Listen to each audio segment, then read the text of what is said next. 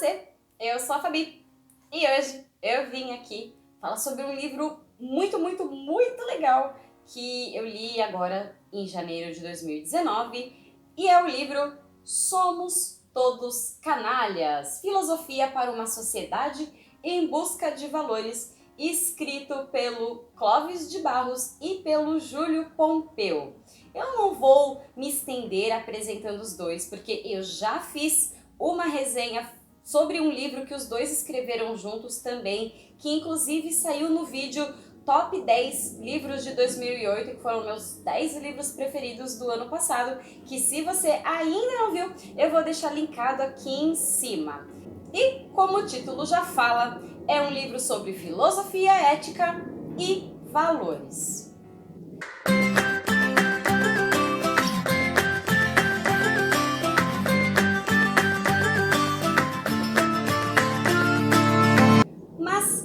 Antes de começar, se você ainda não é inscrito no canal, aproveita para se inscrever aqui embaixo no botãozinho inscrever-se. Vocês também podem me mandar sugestões de livros, sugestões de temas, perguntas, pedidos de orientações, compartilhar coisas e o que mais vocês quiserem através do e-mail afabiporém@hotmail.com e também podem falar comigo através das redes sociais, tá bom? E esse livro, ele foi escrito como uma forma de diálogo entre os dois autores. E eles têm algumas coincidências nas suas trajetórias. Ambos tiveram sua formação inicial em Direito e mais tarde acabaram migrando de área, indo para a área da filosofia e se conheceram assim e essa amizade já dura mais de 10 anos. E eles já explicam que o diálogo é uma forma de pensar e produzir reflexão em que nenhuma das partes controlam o caminho do seu pensamento, onde uma coisa vai levando a outra. Além de assumir a premissa de que dois pensam melhor do que um. E é legal ver esse bate-bola de diversos assuntos sobre os dois e vendo a opinião de cada um. Realmente um livro com um diálogo bastante interessante. E aí, eles já começam também o livro explicando as linhas de pensamento que eles pretendem seguir. Então, eles começam o livro tratando primeiro do pensamento grego. Na segunda parte do livro, sobre o pensamento cristão e Immanuel Kant. E na terceira parte do livro, eles falam sobre a perspectiva do utilitarismo sobre esses valores. E é muito bacana porque logo na introdução, eles já começam dando uma pitadinha do que vem a seguir, falando o seguinte: Sófocles, o tragediógrafo grego, nos apresenta em Édipo Rei uma esfinge terrível, que se coloca diante dos viajantes lançando um enigma: decifra-me ou te devoro. Nossa esfinge são os valores. Ou os compreendemos e assumimos as rédeas da nossa existência, agindo de acordo com os nossos valores, ou então nos deixamos devorar por eles e vivemos uma vida cujos valores são estranhos a nós mesmos. Nietzsche nos falava de uma estética da existência, de fazer da nossa vida o objeto da nossa obra de arte, incitando-nos a perguntar se a vida que levamos é autêntica como uma obra de Picasso ou medíocre como um quadro qualquer. O que apresentamos a seguir são formas como os valores foram pensados por alguns dos maiores gênios da humanidade, e assim esperamos ajudá-lo a não ser devorado pelos valores que lhe empurram goela abaixo todos os dias. Então, já dando uma palhinha de que é um convite a uma nova forma de pensamento. E aí, falando sobre percepções, porque afinal de contas, as percepções acerca de sentimentos, valores, ética, conceitos, podem ser extremamente diferentes para cada pessoa.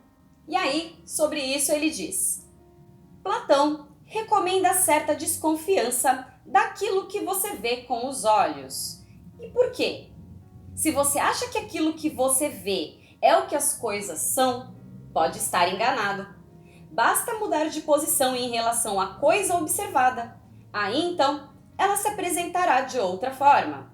Você enxergará outra coisa. Ora, a partir do momento em que você pode mudar de posição infinitamente, porque é possível mudar de ângulo, de perspectiva, de distância, cada novo ponto de vista te traz um resultado visual diferente. todas as coisas do mundo podem ser captadas por infinitas percepções. E eu já falei isso em alguns vídeos aqui no canal, como diversas vezes a gente acaba julgando pessoas de acordo com um pequeno detalhe que a gente viu, sem ter visto todo o conjunto da obra. Muitas vezes você fala com uma pessoa e às vezes alguma coisa que você interpretou errado já faz com que você tenha uma nova visão daquela pessoa, de repente uma visão de antipatia, uma coisa negativa, e tudo é questão de perspectiva. Afinal de contas, pode ser que você conheça uma outra pessoa que também conheça essa pessoa que você de repente não gosta e fala: como assim você não gosta de fulano? Fulano é um amor de pessoa. Nem sempre tudo que é ruim pra você é ruim pra todo mundo. Às vezes é só questão de se dar a chance de olhar uma segunda vez. Talvez você esteja muito errado, mas é muito difícil e requer bastante maturidade, antes de mais nada, a gente admitir e, segundo, se colocar na posição do outro também. E é muito interessante porque uma das questões que eu sempre recebi bastante, com muita frequência aqui no canal, são questões de alma, espírito, vida e morte. E é muito legal porque eles fazem uma linha acerca dos filósofos gregos e seus pensamentos, e aí falando sobre alma, fala assim: a alma é imaterial, ou seja, não é constituída nem de células, nem de átomos, tampouco de material orgânico, nada, diferentemente do corpo, como você bem sabe. Outra característica da alma é que ela é eterna, atemporal, sempre existiu e sempre existirá. Aquilo que você pensa em você sempre existiu, é isso que Platão está dizendo. Obviamente você não existiu desde sempre, só uma parte sua. Porque o corpo nasceu quando você nasceu. Foi concebido 9 meses antes do parto. Então, existe um acontecimento na sua vida que é o momento em que uma alma eterna se junta a um corpo que acaba de surgir. A isso nós poderíamos chamar de nascimento, o começo da vida. E é claro, essa alma que sempre existiu persiste durante toda a vida, e ela continuará existindo. Quando o corpo morre e se deteriora, a alma dele se separa, liberta-se mais precisamente. A pergunta, para onde ela vai, teria interesse se a alma fosse material. Porque matéria necessita de um depósito, de uma garagem, de um estacionamento. Sendo a alma imaterial, especular, ficar procurando saber sobre o seu destino não faz o menor sentido. Mas enfim, é normal que haja esse tipo de curiosidade. E eu achei isso muito legal porque todo mundo pergunta, mas para onde que a gente vai quando a gente morre? E uma coisa que eu falo é: não existe verdade absoluta, tudo são apenas teorias, porque afinal de contas ninguém ainda morreu e voltou para contar como é que é. Então, a menos que isso aconteça um dia, tudo são com base nas filosofias de cada religião, de cada crença, de cada dogma, com base nas observações, teorias, estudos e por aí vai. Afinal de contas, cada pessoa acredita numa coisa por determinado motivo. E não cabe a nós julgar esse motivo, porque afinal de contas, se ela viu razão, sentido, qualquer coisa na fé dela, mesmo sendo diferente da sua, o que cabe a você é respeitar. E isso serve para todo mundo. E aí ele fala que questionar o valor da alma é questionar o valor da sua atividade mais nobre, que é o pensamento. E a resposta é: uma alma valerá tanto mais quanto mais rapidamente conseguir resgatar a familiaridade com as ideias, status quo anterior ao nascimento. Afinal de contas, Platão diz que antes do nascimento, a alma estava em grande proximidade com as ideias, entendidas como o habitat da alma. E segundo Platão, durante a vida, a alma busca recuperar uma familiaridade que era sua, anterior ao nascimento. Ela busca as ideias, busca voltar para o seu lugar de origem. Só que algumas almas têm grande facilidade para isso, e outras menos. E com isso, Eu já fiz uma linha com como as pessoas hoje em dia eu vejo que se preocupam em buscar a sua espiritualidade, numa evolução, em algo superior ou na confiança de si mesmo e nesse autoaprimoramento. E eu vejo uma semelhança muito legal com isso de as pessoas buscarem cada vez mais um sentido para a própria vida, um motivo, o que eu tô fazendo aqui e a resposta para essas perguntas. E ninguém vai responder isso pra você. Essa, infelizmente, é uma coisa que você vai descobrir sozinho. Mas vai, eu espero que ache.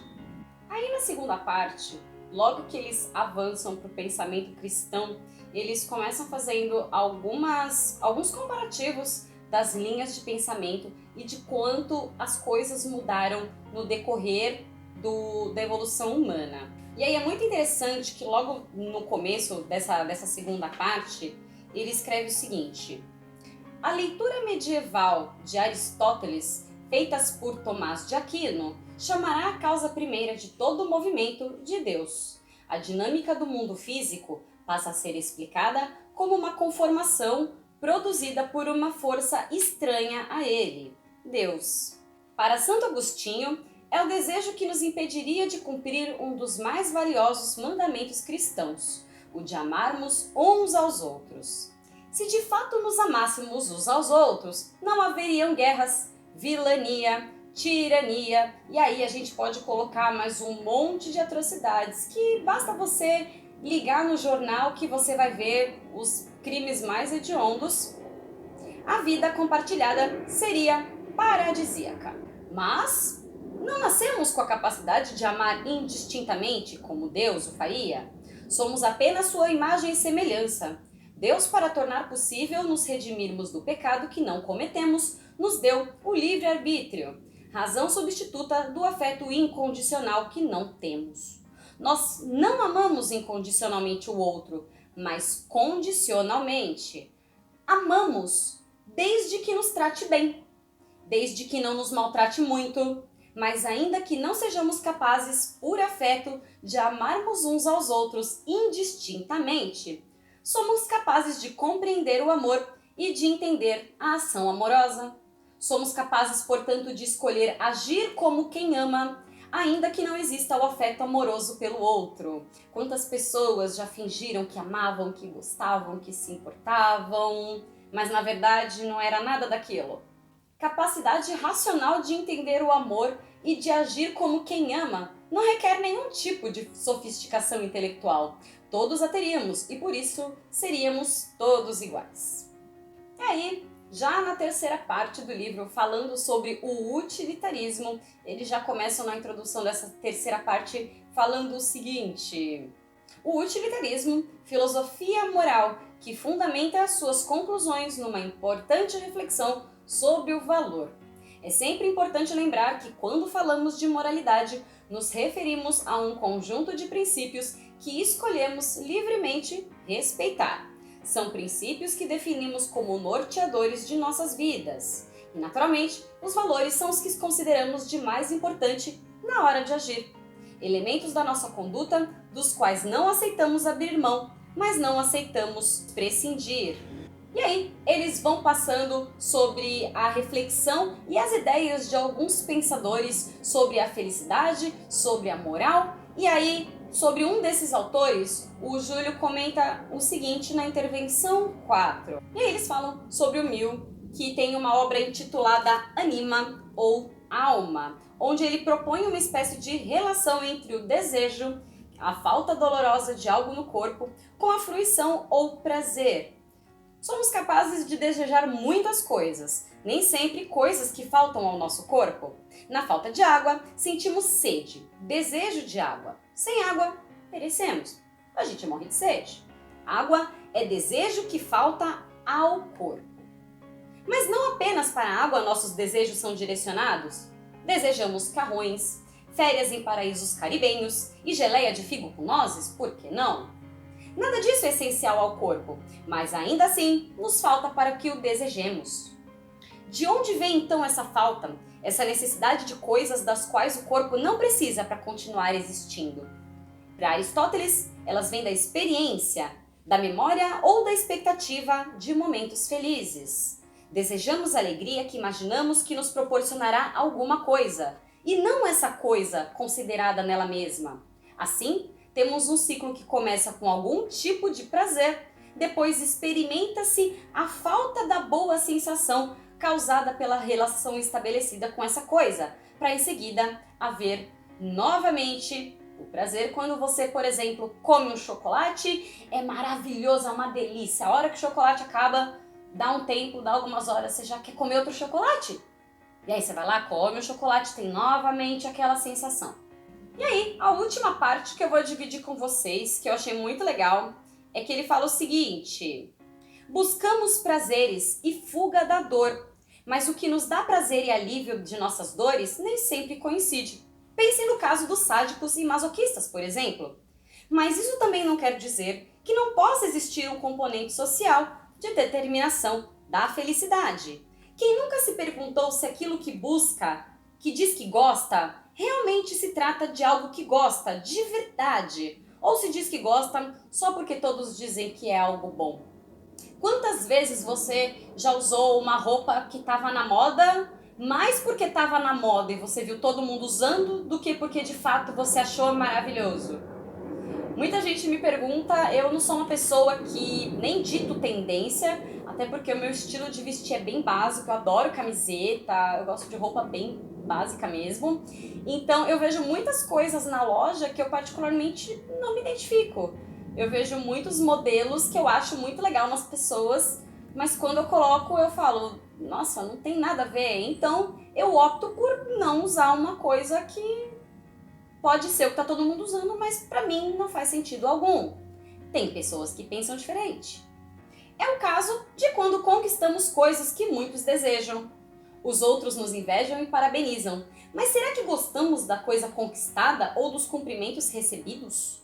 Em resumo, até que ponto a nossa felicidade é mera organização íntima e singular dos nossos afetos e até que ponto essa organização é influenciada pelos outros? E isso é uma pergunta que eu vou deixar para vocês refletirem aí na sua casa. E é muito legal porque faz pensar que muitas das coisas que a gente almeja ter na vida são simplesmente coisas que a sociedade diz que você tem que ter para ser feliz. Então você tem que ter um carro, você tem que ter uma casa, você tem que ter filhos, você tem que ter um emprego estável, você tem que ter... Mas tem muitas pessoas, com certeza você deve conhecer algum exemplo, que tem tudo isso e não é feliz. Muitas pessoas ainda têm uma vida em grandes empresas, com grandes salários, com uma vida aparentemente perfeita e percebendo que isso não traz felicidade, larga tudo e de repente vai vender picolé na praia, sanduíche e tá muito mais feliz. Eu mesma conheço uma pessoa que estudou comigo e ele trabalhava aqui em São Paulo e aí numa dessas viagens eu fui lá pra Trindade e aí enquanto eu passava lá pela rua eu encontrei esse amigo meu e ele tinha mudado pra lá. E ele é um desses exemplos, ele trabalhava muito em São Paulo, ele falava que ele vivia pra trabalhar. E ele resolveu largar tudo, ir para uma cidade litorânea e trabalhar com uma coisa totalmente diferente, mas que traz paz e tranquilidade para ele. E ele tá super feliz assim. E não cabe ninguém julgar o que é melhor para determinada pessoa. Afinal de contas, acredito que elas tenham um discernimento e espero que o tenham de decidir o melhor para elas. Então, você que muitas vezes critica uma pessoa que tem uma vida mais humilde, uma vida mais simples e menos ostensiva, de repente uma pessoa que não liga em ter o último celular da moda ou aquela bolsa carérrima, não quer dizer que porque ela não almeja essas coisas, que ela não seja feliz, que ela seja menos, que ela seja inferior. Então, esse livro é um livro muito legal para fazer refletir mesmo. Nossa, ele é muito legal e eu achei muito legal que Somos Todos Canalhas. É bem um título que deixa curioso e dá aquela cutucada na ferida de como seres humanos nós não somos de fato tão humanos assim. E quem sabe a partir dessas reflexões a gente comece a mudar as nossas atitudes, porque são a partir das nossas atitudes que a gente consegue mudar o mundo a partir de nós mesmos, que vai se expandindo e se tornando uma rede cada vez maior e maior e maior, contemplando com felicidade o maior número de pessoas do mundo em prol de outras pessoas e outros seres do mundo. Então, eu espero que vocês tenham gostado. Se você gostou, não esquece de deixar o seu joinha, se inscrever aqui no canal para receber as notificações dos próximos vídeos. E vocês também podem ver os diversos vídeos dessa playlist aqui em cima, tá bom? Então, por hoje é só. Um beijo. Tchau, tchau.